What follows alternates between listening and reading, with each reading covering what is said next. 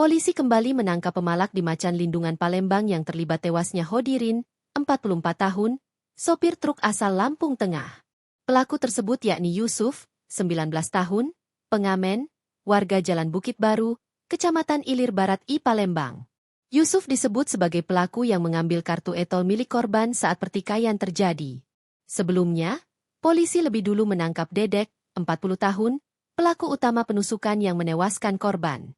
Mereka menyusul Riko Saputra dan MA, dua pelaku yang sudah berhasil ditangkap. Sehingga dari total 5 orang, saat ini sudah ada 4 pelaku yang berhasil diciduk.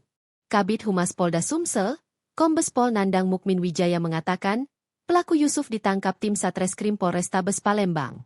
Sedangkan pelaku Dedek ditangkap tim gabungan Jatanras Polda Sumsel, Satreskrim Polrestabes Palembang dan Polsek Ilir Barat I. Pelaku M. Yusuf sempat melarikan diri ke daerah Oki dan akhirnya pulang kembali ke Palembang. Dia diamankan oleh anggota Satreskrim Polrestabes Palembang. Ujar Nandang, Senin, 15 Desember 2025.